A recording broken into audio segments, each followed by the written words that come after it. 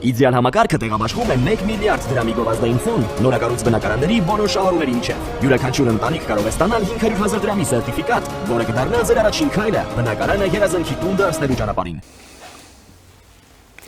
Ողջույն հարգարժան տիկնայք եւ պարոնայք։ Սկսում ենք մեր հերթական քննարկումը։ Վերջին օրերին խոսվում է խաղաղության մարտահրավերների մասին եւ իհարկե այդ շահկապվածությունը ընտրությունների հետ։ Հայաստանը ժողովրդավարական երկիր է։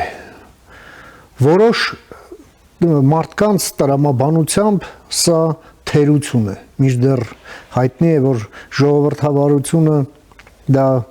ըստ էության միակ զարգացման ուղին է, որ կարելի է պատկերացնել, իր հետ բերելով հերթական դժվարությունները, որոնք առանց այն էլ մեր մեջ շատ էին։ Եվ ահա խաղաղություն եւ մարտահրավերներ եւ ընտրություններ, ընտրության պատասխանատվություն։ Փորձենք հասկանալ։ Եվ այդ նպատակով մեր այս քննարկմանը մասնակցում են սովետական ժամանակների քաղբանտարկյալ Հայաստանի Գերագույն խորհրդի եւ ազգային ժողովի նախկին падգամավոր Ազատ Արշակյանը, ողջույն Ազատ, իրավաբան եւ իրավագետ Արտաշես Խալացյանը, ողջույն Արտաշես, քաղաքագետ Հարություն Մկրտչյանը, ողջույն Հարություն, եւ հանուն հանրապետության կուսակցության նախագահ Արման Բաբաջանյանը, ողջույն Արման, եւ կմասնակցեմ եւ մոդերացիան կանեմ ես հանուն հանրապետության կուսակցության փոխնախագահ Ռուբեն Մեհրաբյանս։ Դե ինչ, Արման, սկսենք ձեզանից, փաստորեն մենք առնչվեցինք մի իրականության, երբ փաստորեն խաղաղության լինել չլինելը ուղիղ ձևով եւ կոշտ ձևով կապվեց ընտրության արդյունքի հետ։ Եվ ըստ էության սա նշանակում է, որ յուրաքանչյուրս անկախ նրանից, թե մենք քաղաքական գործիչ ենք,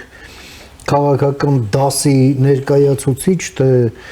ուղղակի ընտրող քաղաքացի, մենք ունենք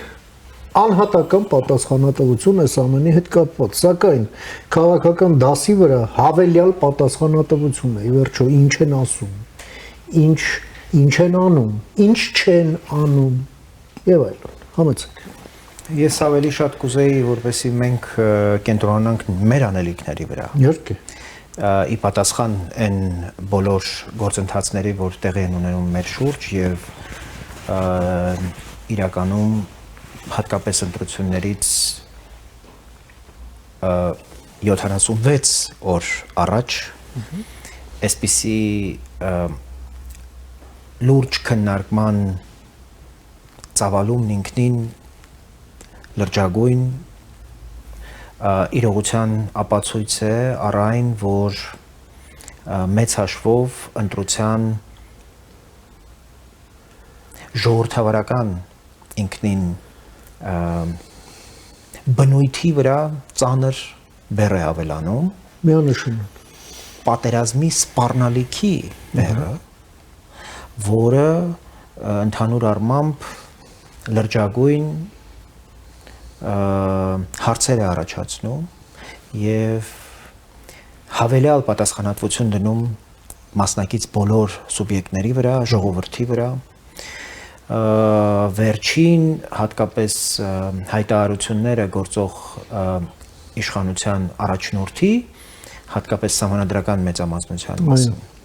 հավելյալ ուրեմն ծանրություն է ավելացնում, որ եթե սահմանադրական մեծամասնություն չի ստանում քաղաքացիական պայմանագիրը, ուրեմն պատերազմ է։ Այստեղ մենք կարիք ունենք բարձրաբանումների եւ ես հույս ունեմ, որ առաջիկայում կլինեն այդպիսիք, որովհետեւ մենք այս պայմաններում սա առողջ միջավայր չի ընտրությունների համար եւ ինքնին խաղաղությունը կապել ընտրություններում արձանագրված արդյունքի հետ մեծ ռիսկ է։ Եվ դրա համար մենք կարևոր առաջարկ ունեինք քաղաքական դաշտին, առավելապես իհարկե նաև որպես ամենապատասխանատու գործող իշխանությանը, որ խաղաղությունը ինստիտուցիոնալիզացնելու համար դրա համար լուրջ համերաշխություն եւ համախոհություն է պետք խաղաղության գաղափարի շուրջ։ Խաղաղությունը չի կարող կախված լինել մի գործչից, մի քաղաքական ուժից եւ այս ընտրություններից։ Դա ինքնին լրջագույն սպառնալիք է ստեղծում խաղաղությանը։ Եթե դրվում է այդ կախվածության Եվ մենք տեսնում ենք, որ այդ կախվածությունը գնալով ավելանում է եւ ամեն ինչ պետք է անել, որպեսզի խաղաղությունը, որը Հայաստանի եզակի հնարավորությունն է, իր անկախ ինքնիշխան հարատևությունը ապահովելու եւ իր ժողովրդավարական համակարգը ամրապնդելու, որևէ կերպ կախված չլինի ուրեմն առանձին կուսակցություններից եւ առանձին անհատներից։ Ի վերջո ընտրությունները մեր պետությունը, ընդհանրապես ընտրությունները պետք է պետությունը ավելի ամրապնդող իհարկե եւ հասարակությունը ավելի ուժեղացնող գործոն տարաձայնություններին լուծման բանաձև տվող մենք այն ինչ ունենք այսօր հակառակը ավելի տարերայնացնում, ավելի մեզ տրոհման է տանում։ Մինչդեռ կարծում եմ, որ մեզ հավաքական մեր պատասխանատվությունը պետության առաջ ստիպում է ժամ առաջ կոնսոլիդացվել խաղաղության գաղափարի շուրջ։ Եվ առասարակ նրանք, ովքեր թաքնված պատերազմի քարոզչություն են անում, մենք նաև հավաքականորեն պիտի մեր ժողովրդին ցույց տանք դրանց տեղը, նրանց անունները հստակ պիտի հնչեցնենք եւ նրանք քաղաքական գործընթացներում մասնակցելու ուղղակի սահմանափակում պիտի ունենան, ավելին չասելու, հա, որ իրենք ուղղակի դաշտից պիտի դուրս շպրտվեն։ Մենք ունենք իրավիճակ, փաստորեն, երբ անթաքույց քարոզչություն է տարվում պատերազմի, հա, այդ Արարատի դադիվանքի այս ամբողջ պատկերները, դրանք ուղիղ տարածքային պահանջներ են հարևանների նկատմամբ։ Ի հակադրություն այն պայմանավորվածությունների, որոնք խաղաղություն են, արդեն իսկ միջազգային պարտավորություն են Հայաստանում։ Խաղաղություն են առնվազն մեզ բերել եւ որը պարտավոր ենք ինստիտուցիոնալացնել եւ պայմանագրի տեսք տալ։ Սա ինքնին իհարկե շատ գեղեցիկ են այդ տեսարանները եւ այդ հայտարարությունները, դրանք շատ տպավորիչ են եւ էմոցիոնալ ֆոնը դրա չափազանց գրավիչ է, բայց մենք հասկանում ենք դրա տակ ինչ կա եւ հասկանում ենք, որ նաև այդ ուժերը ինքնուրույնաբար չեն գործում, դրանք հրահրվում են դրսից եւ դուք շատ կարևոր արձանագրում եք արել, որ մենք ինքնիշխան ընդդիմադիր հատված չունենք։ Մեր ընդդիմությունը զուրկ է ինքնիշխանությունից եւ սա եւս այս քարոզչությունը, պատերազմի անթաքույց քարոզչությունը եւս դրա վառ դրսևորումներից մեկն է, բայց ոչ միակ։ Հարություն նայելով որոշ այդ քաղաքական ուժերի ելույթներին, այս նախանախ ընտրական, ֆիզիկապես գոյություն չունի մի քաղաքական ուժ, որը ազնվորեն ասի, հա, ես պատերազմի կողմնակից։ Բոլորը խաղաղության կողմնակից են, սակայն մեկը ուժեղ խաղաղության կողմնակից է, մյուսը արժանապատիվ։ Այն մյուսը ասում է, ես լավ ուժեղ բանակցող եմ, ամենալավ փորձն ունեմ, բայց թրիփի մեջ պետք է մտնի նաև Ռուսաստանը եւ Չինաստանը։ Այսինքն բոլորը սակրավորների նման, հա, լավ ականապատելու ձևերը սովորած եկել են ու ականներ են, որ ուզում են դնել այս խաղաղության տակ, պայթելուց էլ բնականաբար ոչ թե իրենք անձամբ են տուժելու, այլ տուժելու է պետությունը եւ հայ ժողովուրդը։ Սա ուղղակի ակնհայտ է եւ այդ նախազգուշացումը պատերազմի վտանգի մասին անհիմն չի։ Բացի դրանից էլ նույնիսկ անուններ տրվեցին, թե ովքեր եւ ում գլխավորած սուբյեկտներն են քաղաքական կամ պսևդո քաղաքական, որ ըստ էության այս քարոզչությունը տանում են, ոմանք էլ կան իհարկե տրվել են ուղղակի անպատասխանատու պոպուլիզմին, ասենց հայրենասիրության, վատ հասկացած հայրենասիրության կոնկուրսին այսպես տուրք տալով, հա, ցույց տալով իրանք ինչքան ոնց կարելի է մոռանալ մեր պատմությունը ասելով, էլի, հա։ Մինչդեռ խոսքը դրա մասին չէ։ Հա, ու իրենց թվում է, որ իրենք Մասիսի ֆոնին նկարվելով կամ Մասիսը անընդհատ մեր հանրային քննարկումների տիրույթ բերելով, հայկական արմատների մասին հիշեցնելով, իրենք մեզնից ավելի հայրենասեր են։ Այդ շրջանակը կա, ցավոք սրտի այդ շրջանակը թե Ռուսաստանի Դաշնությունից ֆինանսավորվող կառավարվող շրջանակն է, թե նաև հանուն արդարության եկեք մենք ինքներս ֆիքսենք, որ նաև արևմտյան դաշտում գործող եվրոինտեգրման կողմնակից որոշ շրջանակներ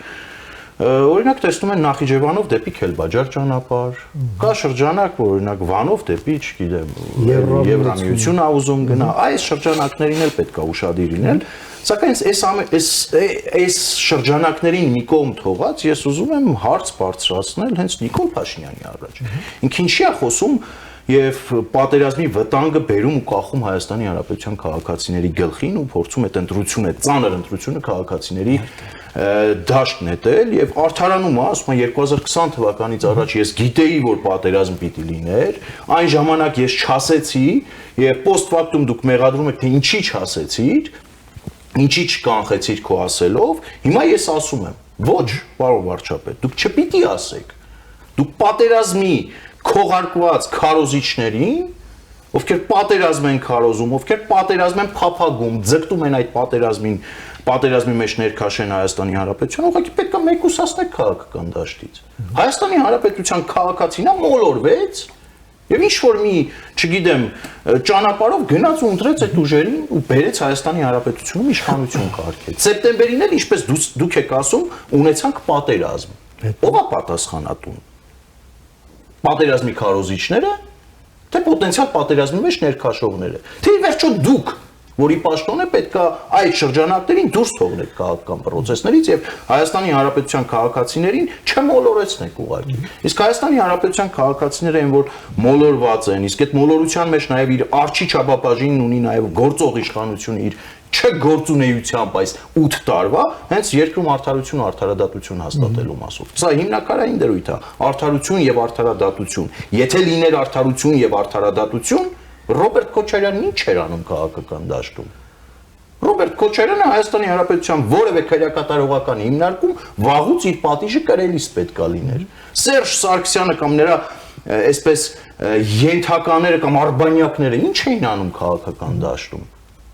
Երբ որ Սերժ Սարգսյանը վաղուց պետք է ճաղերի ետևում լիներ։ Մյուսները, թալանչիները, ուզուրպատորները, գողերը, հանցագործները, որոնց այդ մրցավազքի մեջ էր մտել Փաշինյանի թիմը Գյումրիում,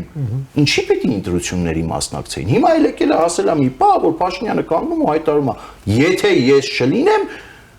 ինձանից բացի այստեղ շատ կարևոր նաև կետ կա, էլի, ինձանից կամ ԿՊ-ից բացի որևէ այլ ուժի ձայն տալու պարագայում կստանալու ենք պատերազմ։ Այստեղ էլ պետք է իր սիրած խաղի կանոններով ասեմ, քո պարոն վարչապետ, չկա այդպիսի բան, որովհետև քաղաքական դաշտում կան նաև առողջ ուժեր, առողջ անհատներ, շրջանակներ, որոնք խաղաղության օրակարգը սպասարկում են, հաշտեն օգոստոսի 8-ին ձեռք բերված պայմանավորվածությունների հետ ընդհակառակը ձեզնից ավելի ռադիկալ են Հայաստանի Հանրապետության արտաքին քաղաքականության կողմնորոշման հարցում, Եվրամիության անդամակցության հարց են բարձրացնում, հապկից դուրս գալու հարց են բարձրացնում, այդ գողերին ուզուրպատորներին կապ ունի խաղաղության հետ։ Իհարկե, չի կարող խաղաղությունն ու հապկը համադրելի լինել։ Չի կարող ռուսական ռազմաբազան եւ խաղաղությունը համադրելի լինել։ Հիմա էլ ռուսական բազան զբաղված է ընտրությունների, ուրեմն ուղիղ նաեւ մասնակցությամբ Հայաստանի քաղաքացի հանդիսացող ռազմաբազայի աշխատակիցներին, նրանց ընտանիքներին կանչում են եւ ուրեմն կոնկրետ սպառնում Սամվել Կարապետյանին ձայն չտալու դեպքում մարդկանց աշխատանքից ծառայությունից։ Դե հիմա այսքանից հետո ես ավելի շատ վիրավորվել եմ անձնապես, որ Փաշինյանը նշում է, որ եթե քաղաքացիական պայմանագրից բացի որևէ այլ ուժի Հայաստանի Հանրապետության քաղաքացին ձայն տա, ապա դա նշանակում է պատերազմ։ Նորից եմ կրկնում, քուանշ չկա այդպիսի բան։ Պատերազմ կարող է բերել Ռոբերտ Քոչարյանը Մասիսի ֆոնին նկարվելով եւ այդպես իր հայտնի դիվանագիտական փորձը կիրառելով ճակերտներում դիվանագիտական պատերազմ կարող է բերել դրսից ներմուծված ճակերտավոր քաղաքական գործիչը, բայց իրականում բիզնեսմենը կամ օլիգարխը, որ ուզում է տեղավորվի Հայաստանի Հանրապետության քաղաքական դաշտի օլիգարխիայի շրջանակում, պատերազմ կարող է բերել մյուս, ինչպես իրենք են ասում, բելարուսամետ օլիգարխը։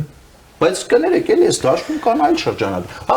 պատերազմ կարող է բերել եվրոինտեգրման կողմնակից Նախիջևանով Քելբաջար գնացող այդ շրջանակը։ Պատերազմ կարող է բերել Վանով Եվրամիություն գնացողների շրջանակը։ Այստեղ ես ընդունեցի։ Համաձայն եմ, բայց ով պիտի նրանցով զբաղվի։ Երբ որ իշխանությունը ձեր ձեռքին է, երբ որ դատական համակարգը այդպես էլ վեյթինգի չի ենթարկվեց, բարեփոխումների չի ենթարկվեց։ Իրավական համակարգը ընդհանրապես չի արձագանքում այս իրավիճակին։ Գոնե թե հիմա միջև այս պահը չի արձագանքել։ Ո՞վ է մեղավոր։ Ո՞վ է մեղավոր լինելու, նորից եմ կրկնում, սա հարցերի հարցն է, ով է մեղավոր լինելու, եթե Աստված մի արասցե Հայաստանի Հանրապետության քաղաքացիներին, որոնք քաղաքականապես եկեք ընդունենք, որ այդքան էլ հասունացած չեն։ Այդքան էլ հասունացած չեն քաղաքականապես, որովհետև քաղաքական դաշտը այդպեսին չի եղել։ Քաղաքական դաշտը նպաստավոր չի եղել։ Ինչի մասին է խոսքը։ Մենք 2026 թվականն է, 2018-ից հետո 7-8 տարի անց մենք դեռ խոսում ենք Ռոբերտ Քոչարյանի ուրվականի մասին։ Մենք դեռ խոսում ենք Սերժ Սարգսյանի ուրվականի մասին։ Նրանց ապօրինությունները, հանցագործությունները մի կողմ դրած Փաշինյանը հիմա էլ մեզ սպառնում է, այ որ եթե նրանք գան, պատերազմ կլինի։ Նրանք առհասարակ պիտի չմասնակցեին եւ այս համատեքստում իհարկե հասկանում եմ Փաշինյանի որդեգրած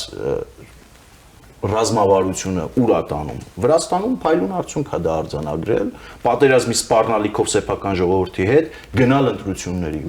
Չկա բանական մի մարդ, որ ցանկանում է պատերազմ կամ փափագում է պատերազմ։ Շարքային քաղաքացիների մասին է խոսքը եւ սա իբրև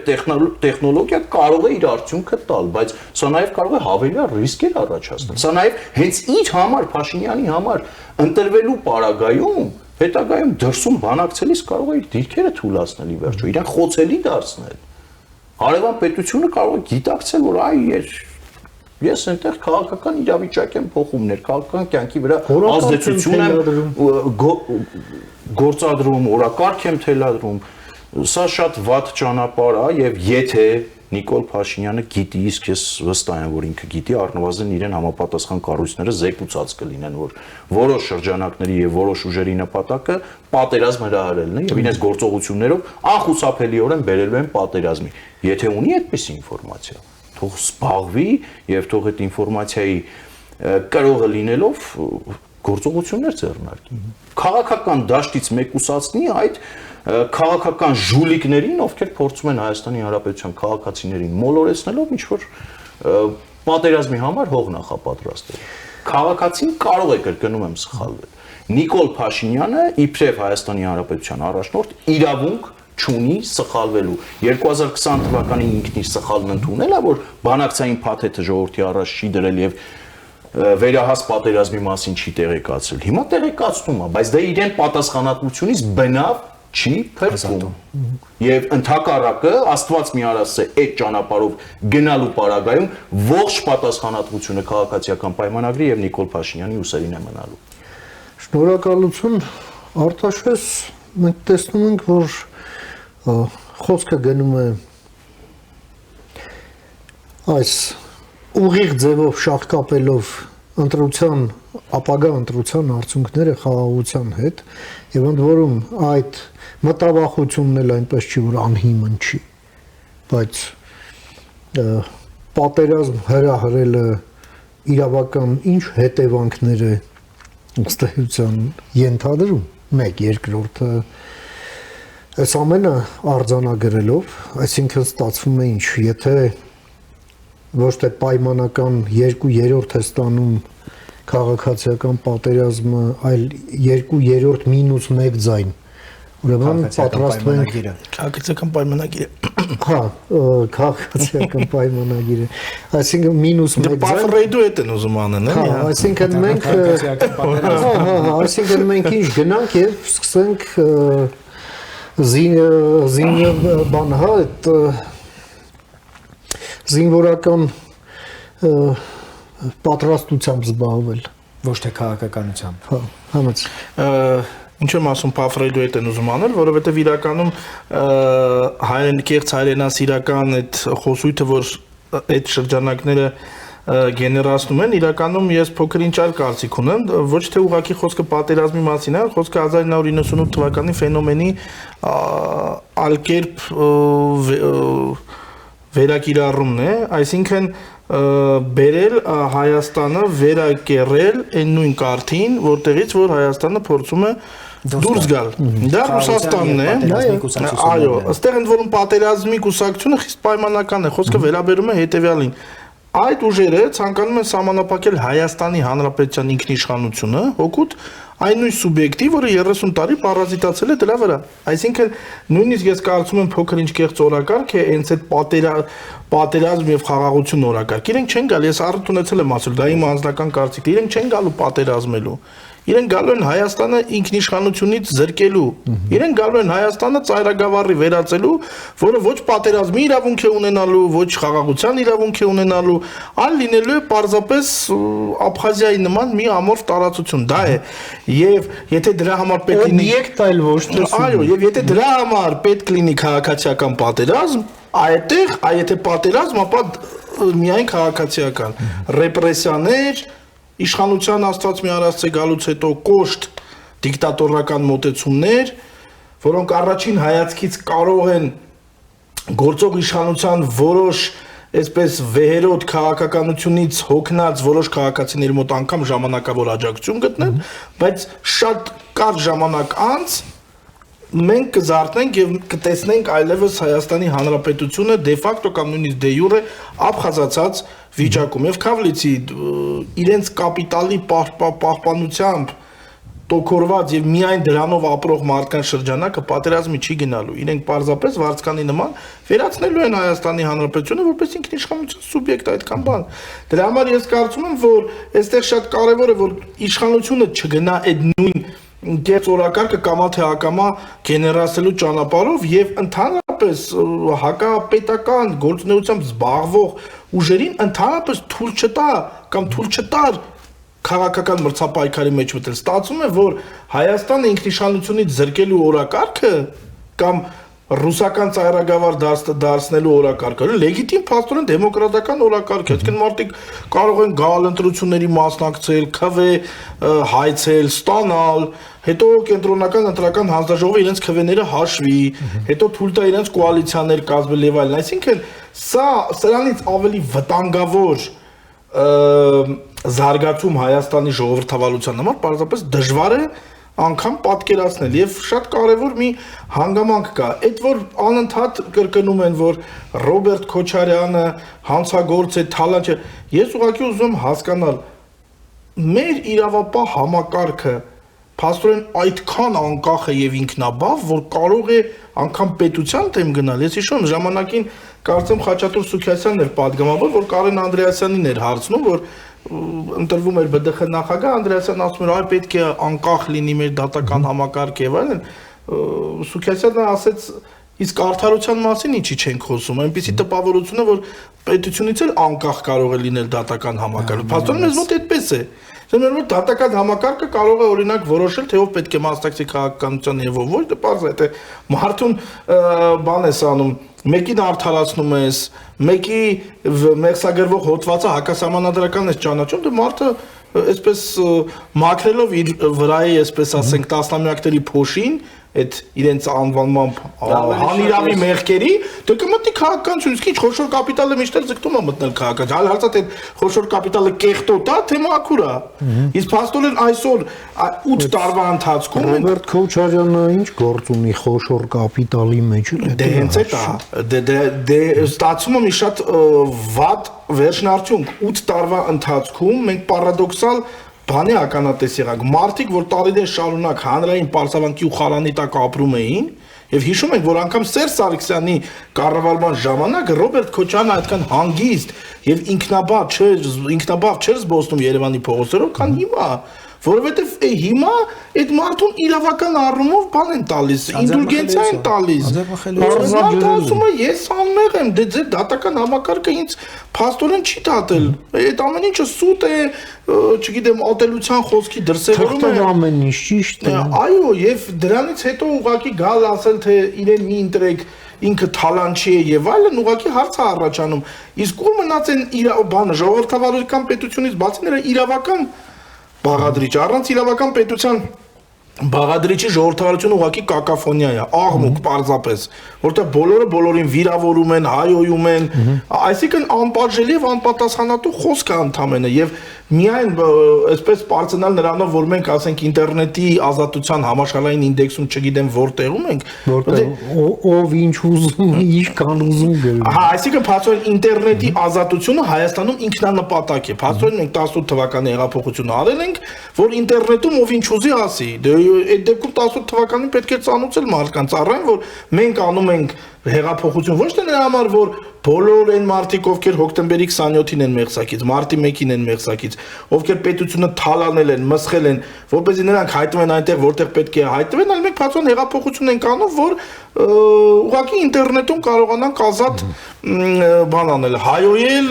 խոսել, այդ դեպքում դա արդեն այլ խոսակցության թեմա է։ Ազատ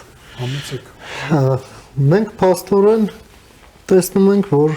այս պատերազմի ու խաղաղության մասին խոսակցությունները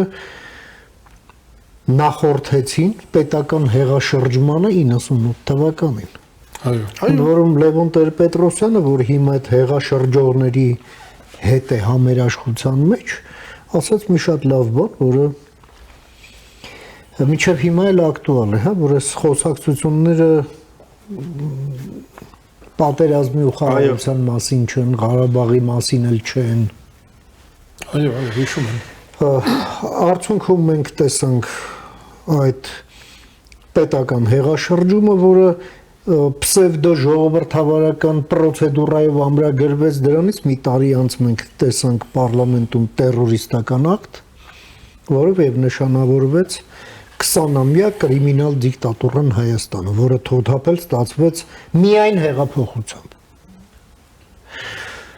Էլ հիմա այս մարդիկ, այդ նույն մարդիկ, նույն ֆիգուրանտները, նրանց հետ աֆիլիացված անձինք։ Մի քիչ ծերացած։ Մի քիչ ծերացած, բայց լավ, այսպես փողային առումով ճարպակալած, հիմա եկել են եւ ստացել ըստ էության լեգալ հնարավորություն այդ ամենը կրկնելու համար։ Համեցեք։ Մենք փաստորեն հենց հիմա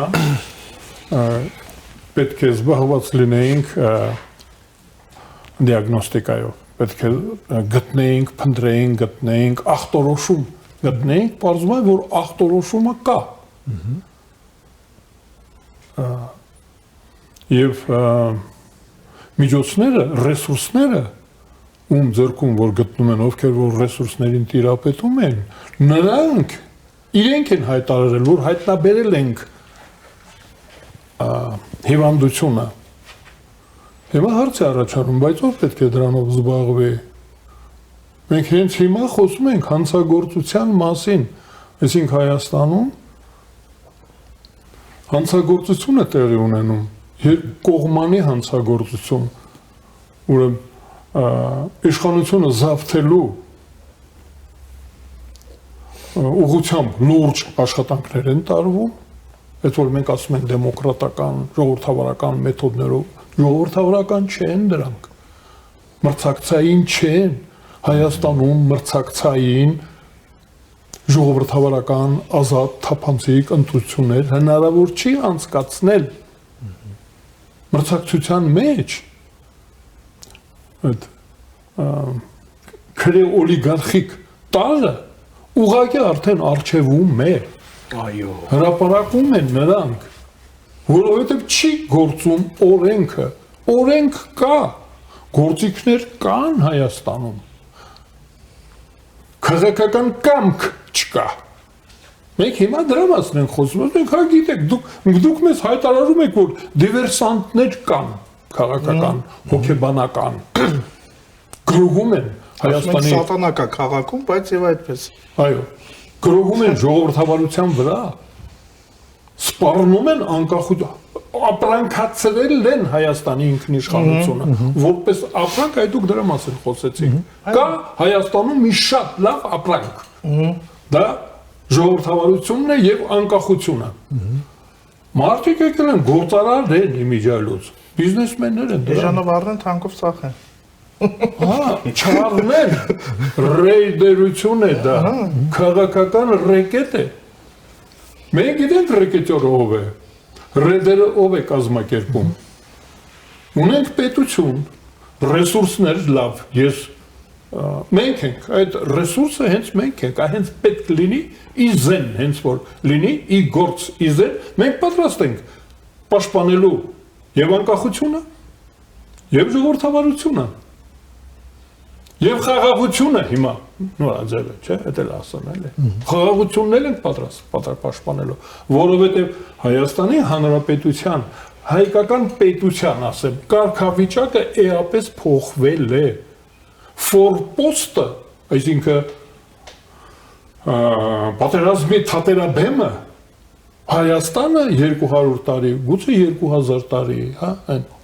թուրք-պարսկական պատերազմների ժամանակ, թուրք-ռուսական, թուրք-պարսկական պատերազմները տեղեր ունեցել մեր հայրենիքում։ Մենք եղել ենք անընդհատ պատերազմի թատերաբեմ։ Հիմա ոնց են ասում, մի աչքս խուպ տալիս է մի աչքս։ Հիմա երկիրը ուզում է դուրս գալ այդ վիճակից, գրավ է դնում։ Այս մեկը վիրահատված, այս մեկը։ Մի լավն է։ Ուրեմն վիրավոր աչքս ես հանձնում եմ։ Այս որ դուրս ենք բերում Հայաստանը, մենք ենք դուրս բերում, այն մեր այսօրվա հանդիպումը դրա մասին է, մենք պատերազմի թատերաբեմից Հայաստանը հանում ենք։ Չէ՞։ Հիմա պատկերացրեք մարդիկ էլի ասում, չէ, դա ձեր չի տալիս։ Մեր ապրանքը ուր եք տանում։ Մենք արդեն ունենք գնորդը, մուշտարի, կա, գնորդը կա, վճարունակ գնորդ կա։ Փայատեր ենք մենք Գազպրոմում, Սիստեմում, չգիտեմ, Պիստոնում, ամենտեղ փայատեր են, ասում են գնորդ կա, կպցրել ենք։ Ձեզ եւ ձեր զավակներին դրանք բոլորը պետք է հետմահու խոսեին, եթե նրանք ծրագիր ունենային։ Ծրագիր ուրեմն ես միշտ ասում եմ, այդ որ մեզ ասում են գնանք, մինչև վերջի կաթիլը մեր արյան կռվենք, ասում եմ հետմահու ասա դա։ Դու ում ես ուզում կռվածնես, դուք ոնց եք ողջ մնացել, դուք ինչի եռաբլուրում չեք։ Այո, որ ասում եմ գնանք տղերք, հետ վերցրենք Արարատը, Իգդիրը վերցնենք, իմ հայրենիքն է, Իգդիրը վերցնենք, ասում եմ Զամնոյ ասեք, իմ հետևից առաջինը դու գնա։ Դրանք չեն գնում, նրանք մեր հայրենիքը ուզում են հանել աճուրդի, արդեն հանել են, գնորդը կա։ Ես ճիշտ ասած կասկածում եմ այդ գնորդի վրա։ Մի տեսակ ովքեր ում ավար գնորդը գոնե փող է տալիս ձեր ասած գնորդը գալի վերցնում դնում է գրպանում Աճուրդերը չի դրել է գնումների մասին օրենքում մեկ անձից գնում են անում հաստատ գիտեն մի հոգի է նույնիսկ մրցակցություն չկա էլի փողները իրենք են ծախսում եւ այստեղ մի կարեւոր բան արձանագրենք նախորդին խոսում էինք եւ դա մեր ծրագրային դրույթ ենք դարձնում որ ընդհանրապես ապօրինի գույքով անցնող այս աստղաբույլը իսկ այդ դաշտում բոլորն են անցնում այո ընդհանրապես դրանց իրավական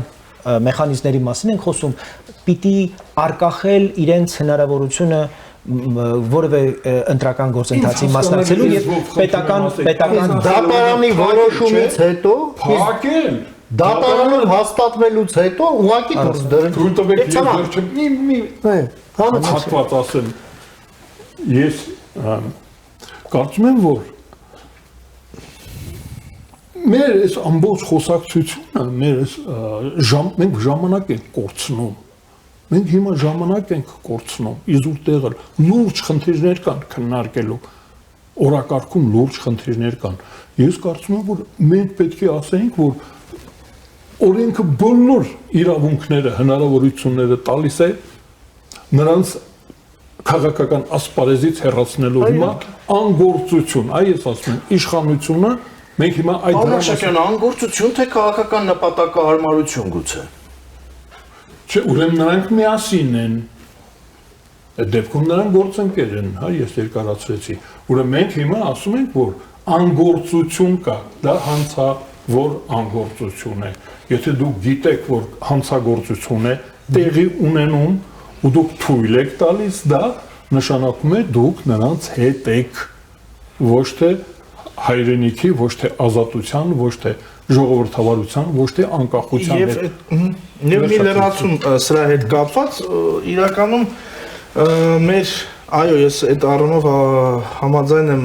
կարծեմ հալությունը ասեց նաև մեր ժողովրդի իրավագիտակցության հետ կապված եւ քաղաքական գիտակցության այդ որ այդպես ասում են Արարատը գնանք վերցնենք մեր հայրենիքն այնտեղ նախորդ օրը վարչապետի հետ հանդիպան ժամանակ ասում են Նախիջևանը եսիմ Կիլիկյան չկա մեր իրավական մտքի այսպես ասենք առաջ տանող գոնես դիպլոմի մասնագետների մեջ նվաստիս մի չհաշված երևի մարդ որը որ թերևս նաև այդ Վիլսոնի կոոպերատիվի ներկայացուցիչները նույնպես չկա մի մարդ որ ասին չեք մոլորեցնում ժողովրդին եթե այդքան դուք բանեք ունեք քաղաքական կամք եւ խիզախություն դե դեպքում խոսեք նրա մասին որ պետքա Մոսկվա եւ Կարսի պայմանագրերից նախևառաջ տվյալ պարագայում մեծ պարտացող Կարսի պայմանագիրը դենոնսացնել կամ դիմեք Ռուսաստանին ասեք եղբայր դու ես մեր ասма казённые земли разбазариваешь դե եթե այդքան քաղաքական խիզախություն ունեք այսինքն որքան կարելի է ձեռք առնել այս ժողովրդին այսինքն որքան կարելի է կներեք հիմարի տեղ դնել այս ժողովրդի որքան կարելի է ցածր ուրեմն այսպես ասեք որքան կարելի է արհամարել եւ ցածրարժեք համարել այս ժողովրդին որ այդպիսի 5-րդ դասարանի մակարդակի ուրեմն ստերով անգամ գեներացնել ինչ որ ընտրազանգված այսինքն դա շատ նպատակադրված քաղաքականություն է որը ըստ էության Ադրբեջանի ձեռքում լեգիտիմ առիթներն ենք ավելացնում Հայաստանի վրա հերթական պատերազմը բերելու նայեք Լիբանանում ինչ է հիմա տեղի ունենում Լիբանանի կառավարությունը ուներ հստակ գործողությունների առաջադրանք Հեզբոլային զինաթափելու ասեցին հետևողական եղեք դուք հանձնառություն եք վերցրել որ Հեզբոլահը դադարի լինել ռազմականացված կառույց բացառապես որպես քաղաքական սուբյեկտ լիներ դա տեղի չունեցավ Մերձավոր Արևելքում Միացյալ Նահանգների ներկայացուցիչը զգուշացրեց Լիբանանի կառավարությանը եւ այն ինչ որ հիմա տեղի ունենում Լիբանանի հետ ամբողջությամբ լեգիտիմ է որովհետեւ Լիբանանի կառավարությունը ստացել էր այդ պատուհանը մի տարի որ ամբողջ 1 տարի այո հիմա տեսեք ինչ է տեղի ունենում Լիբանան չի լինելու եթե եւ հիմա որևէ մեկը այլևս չի խոսում կառավարության հետ որտեղ ասում են կառավարությունը ի վիճակի չկա որովհետեւ այդտեղ ինքնիշխանություն այսինքն կառավարության ներքին գերակայությունը իր տարածքում չկա նմանություններ են այո մեզ տրված այս պատուհանը որի գլխին Միացյալ Նահանգներն է եղել նույն Միացյալ Նահանգները որ Լիբանանին հնարավորություն տվեց այո այս մի տարվա պատուհանը ստանալ հիմա որևէ մեկը նույնիսկ հոգ չի անում որտեղ լեգիտիմը Լիբանանը ստացավ այն ինչ որ ինչից չկարողացավ օգտվել մերոնք իմիջիալոց ի տարբերություն Լիբանանի կառավարության որ անգլերեն լավ բառ ավելի sophisticated մոտեցում էր ворթեգրել հա ավելի այսպես փորձում են մի քանի լարի վրա խաղալ այս հակապետական շրջանակներ իրենք անթակույց ուղակի տանելու են Հայաստանի ինքնիշխանության վերացման, ինչպես ասում են, առանց աղմուկի։ Իրենք բաց տեքստով ասում են երաշխավոր։ Սարգիս Կասյաններն են։ Երաշխավորը ի՞նչ է։ Չընդհանրապես երաշխավորի ինստիտուտի վարչապետի պատկերացմամբ դա նույն խաղաղապահներն են, որոնք Ղարաբաղը դա մի կայսրություն է, որը գալիս է երկու աբորիգեն ժողովուրդներին հաշտեցնելու իրենց մեջտեղը կանգնելու, ինչպես միշտ։ Որում երկուսին նվաճելու նպատակով ոչ թե այո, իհարկե։ հանգարց Չէ, իհարկե, իլյուզիա իրենց տեսանկյունից ռեզերվացիա է, գալու են այդտեղ կանգնեն։ Այս բոլոր ռևանշիստական, այդ պատկերները Արարատի, այդ բոլոր դադիվանքի Լավրովներ ժամանակին նկարում բոլորը նվեր են Ալիևին։ Իհարկե։ Այնպես ինչպես նվերը նաև պրեամբուլան մեր սահմանադրության։ Այո։ Եվ ամենամեծ շահագրգռված մարդը, որ այդ սահմանադրությունը չփոխվի, դա Իլհամ Ալիևն է։ այո Եվ ինքը ամեն անգամ այդ պահանջը դնելով ամեն ինչ անում է որ չփոխվի։ Մեր ժողովուրդը գնա դեմ քվեարկի այդ սահմանադրությանը, որպեսզի իր գրպանում մշտապես Հայաստանին պրետենզիա ունենալու եւ Հայաստանի վրա հարձակվելու լեգիտիմ առիթ ունենա։ Եվ այստեղ դրասելով ձեր խոսքը, պարոն Բաբաջանյան, ես առիթ ունեցել էի դրա մասին խոսելու, գուցե չարյաց փոքրագույնը հենց կլինի, որ չգնա հանրաքվեի սահմանադրությունը, դա մենք վստահ չենք, որ ժողովուրդը կողմ կքվեարկի։ Այնպես որ այդ 65% ստանալը մի ֆակտ, որ մեզ հեռացնում է պատերազմից, որովհետև այլ հավասար պայմանների դեպքում իշխանությունը կարող է ուժեղ գտնվել եւ ասել, որ դեմոկրատական պրոցեդուրաները Ավելին ասեմ, եթե դու այդպիսի նշաձող ես դնում 65%-ի կամ սահմանադրական մեծամասնություն, դու նաև անվտանգության եթե դրանից քիչ ես ստանում, ըստ էության Ադրբեջանի ձեռքին տալիս ես հնարավորություն Որելի է ասի մշտապես ժողովուրդը, խոսելու, որ հայ ժողովուրդը ռևանշիստ է։ Այո։ Եվ զրկում ես քեզ նաև այն անվտանգության բարձիկից, որ դեմոկրատական պրոցեդուրաները քեզ տալիս են, որտեղ մենք ենք այդպիսի նշաձող դրել։ Եվ հանրաքվեի է դառնում ընտրությունը։ Հասկանում եմ։ Գոնե այդ խոսույթը դրա համար պետք է չգեներացնել։ Բացի հիմա դու տանես հանրաքվեի սահմանադրություն, թե այս ընտրություններով 65% չհավաքես, վերջին արդյունքում նույն բանն է։ Ալիևին հնարավորություն է տալիս անընդհատ խոսելու, որ Հայաստանում հնարավոր չի եղել ըստ էության խաղաղության, Իսկ իրենք ասում են մենք ուզում ենք ժողովրդի հետ հարատև խաղաղություն կնքել։ Դա իրենց առաջնային խոսույթներից մեկն էր։ Պարզ տրամաբանությունը հուշում է, որ ունենալով շատ որոշակի երկընտրանքներ, իսկ դա երեկվա բան չի։ Իհարկե։ Այս ամենը ելեմ ասում շատ տրամաբանական է, որ ենթադրում էր քաղաքականություն ուղղված Հայաստանի ներսում այս օրակարգի համար բարենպաստ քաղաքական միջավայր ձևավորելու։ Մինչդեռ մենք չտեսանք այդ քայլերը, հակառակը տեսանք թողտվություն այս օրակարգը տորպեդահարող սուբյեկտների ամենաընթարցակ գործունեության համար եւ բացի դրանից էլ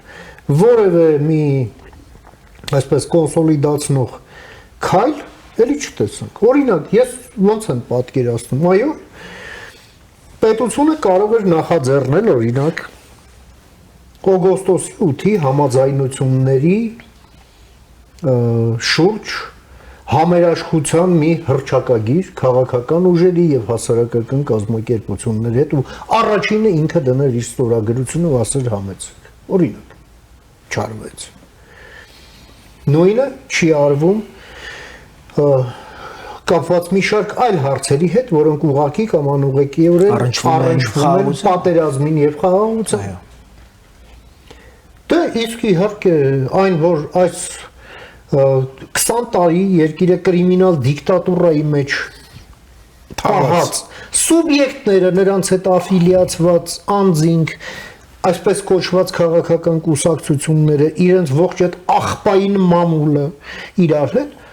ստացել են պետության կողմից պետության թողտվությամբ լեգալ հնարավորություն կրիմինալ դիկտատուրան ժողովրդավարական պրոցեդուրայով տեսականորեն լեգիտիմացնելու վերականգնելու համար վերականգնելուն է, այո հետ գալու համար եւ կներեք մոտ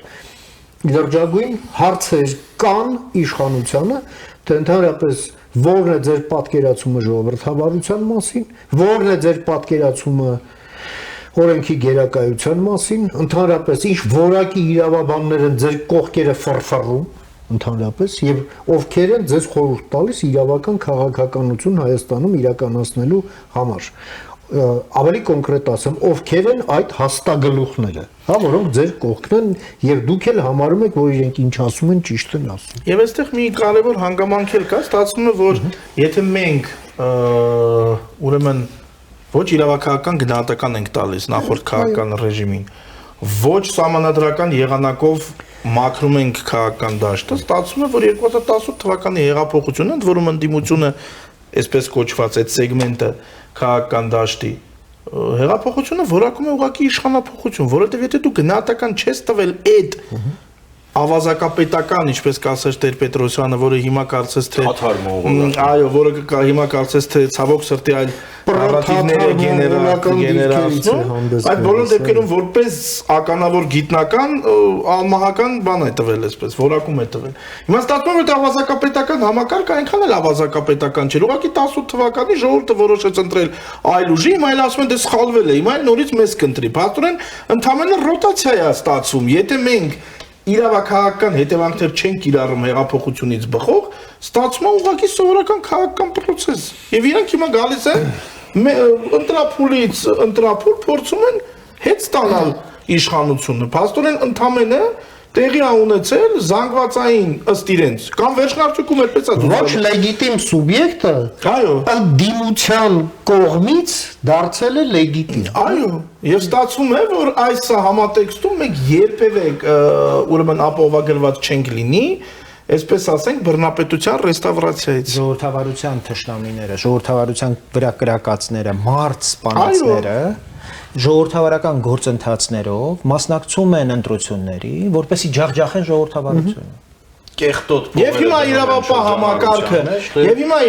համակարգը, օրինակ Հովհաննես Թամամյանին կամ այլ գործիչների արդեն վաղուց ժամկետ անց, վաղուց քրեական պատասխանատվության ենթարկելու վաղումության ժամկետին անցած դրվագներով հարուցում են քրեական հետապնդում, նախաձեռնում են կամ արդեն իսկ նախաձեռված քրեական վարույթի շրջանակներում ճո մեղադրանք են առաջադրում, հա վաղը պետքա բան անել, քրեական գործը կարճ չեկում ում համարը։ Բայց զուգահեռ 2017 թվականի ընտրությունները կեղծելու մեղադրանքով Գայք Ծառուկյանն է։ Ընդ որում ամենահետաքրքիրը գիտեք ինչն է, որ ինչ մեր աչքի առաջ է։ ամենահետաքրքիրը գիտեք ինչն է, որ Սերժ Սարգսյանի կառավարման ժամանակ իհարկե ներօլիգարխիկ ինչ որ կանոնների խախտման համար, բայց Հովհաննես Թամամյանը, ինչպես կասեին, իրական ռեալ պատիժ է, այսպես կրել որոշ կոռուպցիոն դրվագներով նստել է։ Իսկ այս իշխանության օրոք նրա նկատմամբ շուտով վաղամության ժամկետ է կիրառվելու, այսինքն սա ահավոր մի նոնսենս է, որը փաստորեն վերջնարդյունքում այդ մարդկանց նոր այսպես բան է տալիս, լիցք եւ ավյուն է տալիս գրոհելու իշխանության բաստիոնը։ Եվ ես չգիտեմ, ասենք այդ իրավական նախ եւ քրեական դատավարության օրենսգիրքը 2021 թվականի, ես նաեւ սահմանադրական դատանում աշխատելիս ինքս եմ համոզվել, որ դա մի իրավական դիվերսիա է ընդհանրապես Հայաստանի իրավական համակարգի համար, որովհետև ստեղծել է չմանրանալով արդեն ավելի մասնագիտական դետալների մեջ, ստեղծել է մի վիճակ, երբ քրեական վարույթով մեղադրյալ լինելը այլևս այդքան էլ մեղմ ասած դիսկոմֆորտ չէ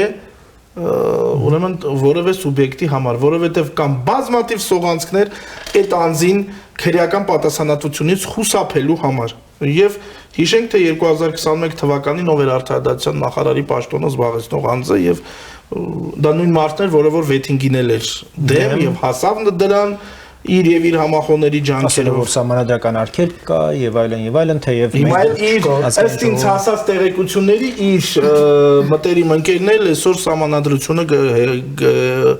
հեղինակողներից մեկն է կամ միակ հեղինակ, այսինքն մեզ խոստացվել էր, որ սեպտեմբերին պիտի լինի սահմանադրական տեքստը հասանելի մեզ, դա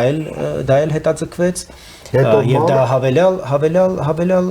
ուրեմն կասկածներ է առաջացնում, բայց այստեղ ուզում եմ մի այլ հարցի շուրջ խնդրել, որպեսզի քննարկումը շարունակենք։ Այս ընտրությունները պիտի ամրապնդեին եւ անշրջելի դարձնեին խաղաղության գործընթացը։ Ըստ էության այս ընտրությունները նոր սպառնալիք են ստեղծում խաղաղության համար։ Ինչ անել եւ որն է մեր պարտականությունը, ինչպես պիտի պաշտպանենք մեր պետությունը այդպիսի հեռանկարից։ Ես անկեղծորեն, քանի որ հիմա օգոստոսի 8-ից խոսեցինք, շատ պիտի ուզեի այսպիսի հեռանկար աչքի առաջ ունենալ եւ օրինակ անել արտահերտ ընտրություններ։ կարող էին անել օգոստոսի 8-ից անմիջապես հետո եւ իրապես պատմաքաղաքականությունը այս ընտրությունների ֆիքսել։ Մինչդեռ երկար այս ամբողջ ժամանակահատվածը օգտագործվեց վերաֆորմատավորվելու, վերակառուցվելու ռուսներին երկար ժամանակ տրվեց, որպեսզի իրենք այսպես դաշտը կարողանան յուրաքանչյուր սուբյեկտին շատ որոշակի դերակատարություն վերապահել եւ անսամբլը կայացվում է, էլի։ Այսպիսի սպառնալիք կախել հայ ժողովրդի եւ հայկական պետականության գլխին։ Նո, ունենք այս իրավիճակը եւ ըստ էության այն հույսերը, որ առաջիկա ընտրությունները պիտի ամրապնդեն մեր պետությունը, մեր պետականությունը, ժողովրդավարական համակարգը անշրջելի դարձնեն, մենք կանգնել ենք մի իրավիճակի առաջ, երբ վարչապետը հայտարարում է, եթե ես 65% սահմանադրական մեծամասնություն չեմ տանում, պատերազմ է։ Այս պատերազմի սպառնալիքի այս պայմաններում մենք ոնց ենք պատկերացնում ժողովրդավարական առողջ ընտրություններ։ Նախ սկսենք մի բան էլ ասեմ, պարոն Բաբաջանյան, այստեղ իրականում ժողովրդավարական համակարգում 65% ստանալ նոնսենս է։ Այսինքն 65%-ը դա կամ տեղի է ունենում հետհեղափոխական վիճակում, ինչ որ մենք մի բան էլ ավեր, այո, մեկ անգամ 65% ձայն ստանալու պարագայում մենք կարող ենք արձանագրել, որ Հայաստանում քաղաքական համակարգը մեղմ ասած 18 թվականից հետո ոչ մի էվոլյուցիա չի ապրել։ Այսինքն թվերով մենք էլի ունենում ենք միաբևեռ քաղաքական համակարգ, այո, ժողովուրդն է ընտրում, բայց փաստորեն ընտրանքի որակական բաղադրիչը չի լավարկվել։ Այսինքն ընտրանք չկա։ Հետևաբար խաղաղության կողմնակից պիտի լինեն այլ սուբյեկտներ եւս, ընդդիմադիր։ Իսկ հիմա դուրս է գալիս որ հակապետական սուբյեկտները կարող են այդ անհրաժեշտ 65%-ը քեզ հետ ապահովել։ Եվ ավելին ասեմ, որպեսզի քեզ չեզոք Աստված մի արածը ոչ թե ֆիզիկապես, թեկուզ քաղաքականապես իրավիճակի բերումով չեզոքացման կամ անխուսափելի ռոտացիայի պարագայում քեզ կարողանան, ինչպես ասում են, նապատխվածի փոխարինել այլ համախոհ ուժեր։ Եվ դրանից խաղաղությունը միմիայն կշահի։ Չտուժի, հակառակը, որ քո չլինելով, քո քաղաքական ուժի չլինելով անշրջելի չլինի խաղաղության այս գործընթացը։ Հիմա քեզնից կախված պահելով դու ռիսկ ես ստեղծում նաև քո անվտանգության համար, այդ թվում նաև ֆիզիկական։ Իմիջիայլոց 98 թվականի սցենարը Իրաքի վերածվելու 98 թվականի Հոկտեմբերի 27-ին ունեցող ժողովուրդ են։ Այո, Մենք գիտենք ինչ է նշանակում։ Անատոմիան գոնե լավ է, չէ՞։ Ըստ էության 25 տարվա մղձավանջը, ինչի միջով մեր պետականությունը անցավ, հենց դրանով էր պայմանավորված, որ անձով էր 98 եւ 99 թվականի անցքերը պայմանավորված են հենց այն նույն սխալներով, որ հիմա գործ մենք ժամանակի երբ ինքը երկու օրակարգն էլ է նույնը։ Այո, Իմ տիտղոսների մասին որ խոսում եք առաջի երկրորդ գումարումներում այս 96-97 թվականի օրակարգն է։ Հիմա մենք դա քննարկում ենք։ երբ Տեր-Պետրոսյանը իրեն նույնիսկ ոչ միայն ժառանգորդ, այլև համախոհ մրցակից, բայց համախոհ ուժ չհանդուրժեց կամ չնպաստեց դրա ստեղծմանը, ինքը վերջում մնաց մենակ խաղաղության պատերազմի, բայց իրականում հակապետական ուժերի դեմ հանդիման, զիջեց իշխանությունը, հետո ինչու? որովհետև չկար, Որովհետև 96-95 թվականներին այսքան կասկած չունեին, որ իրենք այո, հաղթելու են։ Եվ նույնիսկ ջանք չէին գործադրում, դեռ ասում էին հաղթանակած, հաղթանակած ուժ, մենք ինչ ունենք պրեզիդենտական համակարգ եւ ջախջախից մեծամասնություն ազգային ժողով։ ինչ որ հիմա չկա, սահմանադրական 95 թվականը ուրեմն արդար ազատ ընտրություններով իրենք կարողացան մեծամասնություն ապահովել, ոչ 96 թվականի ընտրությունները նախագահական նորմալ ընթացք չունեցան, որովհետև նաև այդ համախոհությունը չկարողացան ձևակերպել։ այո, Եվ ինստիտուցիոնալացնել այն, ինչ պետք է։ Ձեռքեր բերվել 94 թվականի Առաջին մայիսի սերնդի 12-ին ռեֆորմները ուղղակի վիժեցվեցին եւ օլիգարխիայի հիմքերը դրվեցին վերտիկալ ինտեգրվան էկոնոմիստ կա, որ անդադ խոսում է, իր ձեռամբ, որ մեգա էկոնոմիկայի հիմնադիրը։ գիգա մեգա էկոնոմիստ, որ հիմա Ահա, դե վաուչերային ավանտյուրայի հեղինակը։ Դե հարվե Ռուսաստանի այն չուբայսական Գայդարական դպրոցի Եվ ասում եմ մտերիմ ընկերն է եւ հա ասում Ձեր ընկերնա դրա համար մեկներս երկուս չի եղել։ ասա ով է Շակյանի հնարավորություն տվեք։ Կարևոր բանի վրա։ Եկեք ամփոփենք, պարոնայք մեր եթերային ժամանակը մոտերում է։ Խնդրեմ դուք համեցեք։ Այս ընտրությունները արդեն ժողովրդավարական չեն։ Այ ինչ որ հիմա կա, սա արդեն կոպիտ խախտումներով, ստարտային կոպիտ խախտումներով գնում է, այնպես որ եթե հաջորդ օրը ընտրությունների հաջորդ օրը 65% լինի կամ չլինի, մենք գիտենք, որ մեր ժողովրդի ընտրությունը չի, որտեղ մեր ժողովուրդը այսօր հնարավորություն չունի ազատ, արդար, մրցակցային, թափանցիկ ընտրություններ անցկացնելու քաղաքական կամք չկա, արդարադատության համակարգը չի գործում, պատժիչ ինստիտուտները չեն աշխատում։ Օրենքի գերակայությունը չկա։ Դատական համակարգ, որը պարտավոր է ժողովրդավարության պաշտպանությամբ զբաղվել։ Իհարկե։ Չգիտեմ ում է սպասարկում։ Այն դեպքում ինչն է պաշտպանում չեմ իմանում, անկեղծ ասած։ Ասել, որ անկախ դատական համակարգ ունենք, ես չգիտեմ ումից է անկախ է դատարանը, Ասում եմ դա շատ կախված է նրանցից, ովքեր այս պետության հետ ոչ մի կապ չունեն։ Այս պետության ուղիղ թշնամիներն են։ Այո, փաստորեն Խաղաղության թշնամիներն են։ ինքնիշխանության թշնամիները։ Ընդ որում հատկանշական է որ քաղաքացիական պայմանագիրը ինքը հանձինս իմ նշած падգամավորի եւ շատ շատերի ինքը այդ իրականության հետ հաշ չի, բայց դե ինչն է իրանց կաշկանդում։ Այդ դա արդեն մնում է հարցերի հարցը, որովհետեւ իրենք էլ են չէ տեսնում ակնհայտ է չէ։ Վարչապետը հստակ ասաց, որ ես չէի կարող պատկերացնել, որ դատական համակարգում այս աստիճան ծանր իրավիճակ է։ Հետո ես էլ կարող եմ, ես արդեն ի պաշտոնե կարող եմ պատասխանատու պատասխանատու սուբյեկտը, արդարադատության նախարարությունը, պիտի առնվազն դա իր համար ահազանգ լիներ, թե ինչ պիտի արվի դատական համակարգը առողջացնելու համար։ Ինձ կոնկրետ ամենաբարձր մակարդակով ասում է դե Բաբաջյան, այսքան մաքրել ենք, պիտի յոլա գրանք։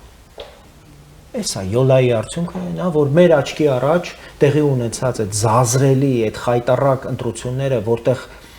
այն վերջի արարն էր, հա, 18 թվականից առաջ։ 17-ի ընտրություն։ Ամբողջ ընտրական process-ը այլևս բուն ընտրատարածքում ամեն ինչ օրինական էր։ Դրանից դուրս ամենա այլանդակ ձևով մարդկանց առնում էին Տոնավաճառ էր։ Այսինքն ժողովրդին նաև առնելու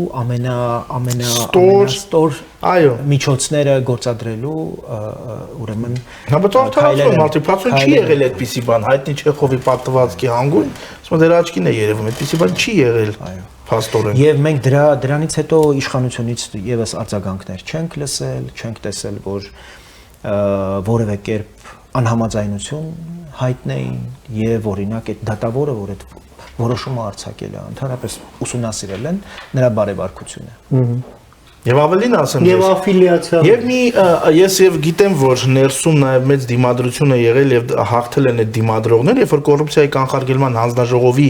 եզրակացությունը ոչ միայն չէր հրապարակվում, այլև պարտադիր չէ նշանակողների համար, այսինքն դատավորի վերաբերյալ բազմաթիվ դատավորների նշանակումից առաջ կոռուպցիայի կանխարգելման հանձնաժողովը տվել է բացասական եզրակացություն, բայց օրենքով դա ունի խորհրդատվական նշանակություն։ Դες համար անթույլատրելի ապացույցներ են տրվել այդ դատավորների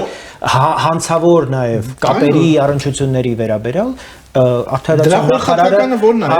նախարարը նրան բերել էր սահմանադրական դատարանի դատավորներ ներկայացնել։ Այո, ասեք խորհրդատվականը որն ուզում հասկանամ, երբ որ հարթուն ասում են, ես մատը հանցա, հա, ասեք դրա ինչ է, իգիտություն, հա, ընդունում ենք իգիտությունը, անցնում ենք առաջ, այսինքն այդպես է ստացվում։ Բայց որ մի քիչ խորանանք, ստացվում է, որ նաև մեղսակցություն կա ընտրողների մեջ, այսինքն ընտրողները իմանալով, որ այդ մարդը ըստ էության քրեական օրենսգրքի հետ հաշտ չի, իրեն նշանակում են պաշտոնի։ Թե ինչ, մեր եթերային ժամանակն ավարտվեց, մեր մյուս գործընկերները ես մի բան էլ ավելացնում, ես չգիտեմ իշխանության ներսում ինչի հետ են հաշտ, ինչի հետ հաշտ չեն, թե ինչի են հաշտ եւ ինչն է իրանց ստիպում, որ հաշտ լինեն, ես վստահ եմ, որ քաղաքական դաշտում հնարավոր է վերաձևումներ լինեն եւ ժողովրդական լեզվով ասեմ, այս երկրում պլոճիկով տղերք դեռ կան, որ Ռոբերտ Քոչարյանին իր տեղը ցույց են տալու այս երկրում պլոճիկով տղերք կան, որ հանցագործներին ու թալանչիներին ու ուզուրպատորներին իրենց տեղն են նստեցնելու ու այս իշխանությունը թող պատրաստի բացատրությունները ի վերջո թե ինչի 7 տարի շարունակ անգործությամբ ինչու է զբաղվել, ինչու բան չի արել 8 տարի շարունակ ինչի բան չի արել եւ ի վերջո ինչի է մրցակցում Ռոբերտ Քոչարյանի կեղտոտ փողերի հետ։ Եթե քաղաքացիական պայմանագիրը եւ նրա ներկայացուցիչները հնարավորություն ունեն Քոչարյանական կեղտոտ փողերի հետ մրցակցելու, կներեք Հայաստանի Հանրապետության միջին վիճակագրական քաղաքացիները, ովքեր հայտ են ուզում ներկայացնեն քաղաքական դաշտում կամ քաղաքական ուժերը առողջ, ովքեր հայտ են ներկայացնում քաղաքական դաշտում, չեն կարող ոչ Քոչարյանական կեղտոտ փողերի հետ մրցակցել, ոչ էլ Տաշիր Սամոյական Ռուսաստանում պարտականությունն է մեզ բոլորիս հավասար պայմաններ ապահովել ընտրությունները։ Հավասար չի պայմանները, եկեք ֆիքսենք, մրցակցային չի։ Մրցակցում են ավտոբուսներով իրար հետ, մրցակցում են ով ավելի շատ ուժեղ մուսկուլ ունի, ամենատարբեր հարցերի շուրջ իրենք մրցակցում են։ Բայց ժողովրդի առողջ զանգված, առողջ հատվածը դուրս է մնում այս process-ից։ Ու կրկնում եմ, Հայաստանի Հանրապետության քաղաքացիները գոնե թե ունեն այդքան իրավագիտակցություն, որ 2026-ի ընտրություններին բերելու են առնվազն խորհրդարան այնպիսի ուժերի, որոնք ունեն կամք քաղաքական, ունեն ժողովրդական լեզվով կրկնում են պլոճիկ Ռոբերտ Քոչարյանին իր տեղը ցույց տալու։ Ու այդ տեղը մենք շատ լավ գիտենք թե որտեղ է։ Հայաստանի Հանրապետության որևէ քրեակատարողական հիմնարկ։ Ու դա լինելու է ուշ թե շուտ։ Ով է ինչ հույս տվել Քոչարյանին, երբ է տվել, որ մուտ սենյակում է տվել, չգիտեմ, բայց այս երկրում այդ տղեկ առաջ են գալու։ Այդ ուժերը, այդ շրջանակները առաջ են գալու։ Ու ոչ մի 8 տարի չի փրկելու Ռոբերտ Քոչարյանին։ Ոչ մի 8 տարի ու ոչ մի անգործություն այլևս չի փրկելու այդ ուզուրպատորներին, գողերին ու հանցագործներին։ Եվ ես շատ կուզեի, որ սա պիտի լինի հարցը։ Ռոբերտ Քոչարյան որպես հավաքական կերպար, Այո, այսօր թիրախավորել է խաղաղությունը։ Այո։ Ում շանսը ռեաբիլիտացվելու պատերազմն է։ Ով հրապարակային իր ասուլիսում անթակույց խոսում էր պատերազմ Հայաստանի տարածք պատերազմ բերելու այսպես սցենարների մասին։ Իրանին էր բերում պատերազմելու Հայաստանի դեմ։ Ադրբեջանին էր ասում Պատերաբեմ պատերազմ։ Իրանին էր ասում, որտեղ միակ շանսը իրենց այստեղ վերարտադրվելու, վերադառնալու մնացել է պատերազմը։ Թե դրանից հետո Հայաստանից ինչ կմնա, այս մարդկանց ոչինչ չի հետաքրքրում։ Չէ, ընդհանրապես։ Եվ այստեղ մենք իսկապես անելիք ունենք, եւ ես համաձայն եմ Հարությունի հետ, որ մենք չենք կարող այս իրավիճակի հետ հաշտ լինել, մենք ոչ միայն պիտի խոսենք, նաեւ պիտի լուծումներ բերենք եւ պիտի հաշվետու դարձնենք այս իրավիճակի համար, որտեղ մենք նաեւ օրակարգ ենք բերել։ Ընդդիմափոխության օրակարգ ենք բերել։ Եվ այն ինչ որ ասում է Հարությունը, հենց դրա հետ կապ։ Խորհրդարանական կառավարման պայմաններում դա այսպեսի խորհրդարան հաշվետվողականության դաշտ բերել իշխանությանը եւ ասել, ասա ինչ ես արել։ 5 տարի մենք ըստ էության ռեֆորմներից զրկված ենք, որտեղ այս պարազիտներին ենք բերել խորհրդարան, այս ընդդիմություն կոչվածին, որը ռեֆորմի բնականաբար օրակարգ երբեք առաջ չի բերել եւ իշխանությունները ռեֆորմի զոհ են իրանք։ Հետևաբար իշխանությունները երբեք իրեն պարտավորված չի զգացել ուրեմն ռեֆորմի օրակարգ բերել եւ հետամուտ լինել, որ համակարգերը, այն ինչի մասին մենք խոսում էինք, հատկապես դատա իրավական համակարգերը կարողանանք ավելի առողջացնենք, ավելի պետության անկունակալը դա ես նույնիսկ կարծում եմ, որ ցանկացած քաղաքական իրավական փոփոխություն գործող ընդդիմության համար տանելի է մահացուն իրենց համար իրենք հիմա ինչու են կոմֆորտ, որովհետև ամենաանկյունակարային հանգուցային կետում գրեթե ոչինչ գործնականում չի փոխվել եւ այդտեղ է հեղափոխության թերությունների թերությունը մնացած հարցերում շատ տեղեր կան անշուշտ առաջադեմ քայլեր այո բայց հարցերի հարցը եղել է եւ կա դատաիրավական համակարգ առանց այդ ներքին կարևորագույն փոփոխությունների մենք արտաքին հաջողություններ չենք միանշանակ որտեղ ներսի դիմադրողունակությունն է պայմանավորում նաեւ արտաքին ճակատում մեր հաջողությունները այդ թվում նաեւ խաղաղության իհարկե անշուշտ ամրապնդումը մնացածը հաջորդ հանդիպմանը Դե այո այս թեման իհարկե իր զարգացումն է ունենալու մենք էլ ուշով հետևելու ենք եւ քննարկելու ենք նաեւ գալիք իրադարձությունները, process-ները եւ ներկայացնելու ենք մեր դիրքորոշումը։ Այսօր այսքանը հարգարժան տիկնայք եւ պարոնայք, մինչ նոր հանդիպում, խաղաղություն եւ բարի նույնցես։